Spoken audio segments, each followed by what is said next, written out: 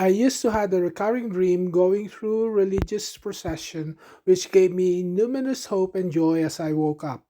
So much so that I planned a pilgrimage to the Philippines to recreate the experience as they appear in my dreams. On the 11th of February 2026, I decided to join the grand procession of Our Lady of Lourdes at her shrine in Quezon City, in spite of my difficulty walking due to my foot pain. I started walking with the Lady of Lourdes behind me, and as the band started playing a traditional Marian hymn, my tears started to flow as I remembered the recurring dreams and the message that these were telling me about the journey that I should continue. Walking in pain in the procession is nothing compared to Christ's journey to the cross. Embracing this journey brings luminous feelings that made me weep. Then suddenly, the foot pain was gone. Then I remembered that the Lady of Remedies appeared in my dream. And here I am, reminded by her image as the Lady of Lourdes of the healing that I was experiencing. The healing of my foot pain was just a symbol of a greater healing that took place in me. The healing of a broken heart, which found solace and forgiveness, a healing of my soul, and a rejuvenated spirit, a healing that took place because I embraced the shadow of sufferings. I never imagined that the procession lasts for about 3 hours. I was tired and exhausted, but my joy overflows, and no more foot pain.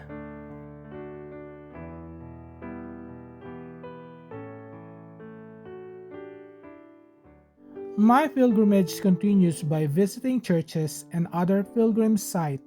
Unexpectedly, my family brings me to an excursion towards the Hundred Islands.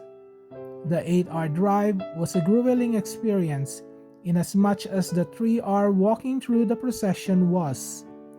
Yet instead of complaining, I reflected on the meaning of this journey. Indeed, life is a journey. In the path as we travel, patience and perseverance are needed to get to our destination.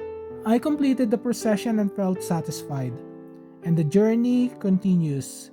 We took a banca to reach the Hundred Islands. It reminds me of the song Mother of Christ, where it mentioned of a journey through the rough sea. And then I saw a giant statue of Our Lady of Assumption. This brings me to mind the Lady of Assumption in my dream. This was the second time that I saw the statue of Our Lady of the Assumption during my visit to the Philippines. The first time was during a visit to the parish of Our Mother of Perpetual Help in Project 8, Quezon City. The Assumption of Our Lady has become a symbol for me of a glorious transformation. It was a reminder for all of us of Mary's obedience to God, which in the final end was honored with her assumption to heaven. The Assumption is a symbol of hope that after all the difficulties encountered in our journey, we shall reap our own transformation to glory. I must put all my trust in God and pray to our Mother, assumed into heaven, to intercede for us, that the Spirit of God continues to dwell, to inspire, to give us the zest, perseverance, and courageously pursue our dreams. One luminous experience I had during my visit to the Hundred Islands was my encounter with the statue of the sorrowful mother seated with her son reposed in her lap. Contemplating on this image reminds me of the story of Jesus' passion and dying on the cross.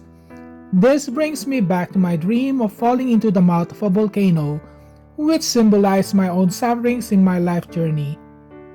The image was a reminder of the always present perilous path in my journey, where I ended up lost and confused, just like how I felt in one of my dreams where I wandered away from the procession and got lost. Now I got what the message of my dream was telling me. I must be mindful and put my trust in the Lord, who would never abandon a sheep that went astray from his flock, searching for me to bring back to his arms, my good shepherd.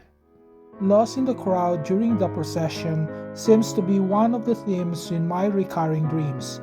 Being lost symbolized my shadow, giving me a sense of confusion as I tried to find my way back towards the procession. My dream was telling me to confront my confusion. to take courage and find my way back to the path of the journey. Prayers and contemplations, getting in touch with my unconscious to find the symbolic meaning of every encounter I had in my pilgrimage help enlighten me towards what my heart desires, believing that what it desires is driving me towards the numinous goal. Most enlightening were my encounter with former colleagues in the church, praying and contemplating with my brothers in the hermitage, and the discernment and commitment we made to keep us focused in our journey. On the night at the end of my pilgrimage, I dream of myself getting off a train, walking down the station towards an altar of Our Lady. With bouquet of roses in my hands, I offer those flowers at her altar. I remember that night before I had this dream, my brother from the hermitage visited me and discussed about the future of the hermitage. I told him of my intention to embrace the vows inspired by his zest and willingness to answer to the call of the priesthood, and the excitement of my former co-ministers in the church welcoming and encouraging me. Yet my unconscious was uncertain, with a shadow in my dream appearing as an old woman and a man yelling and invalidating my intentions.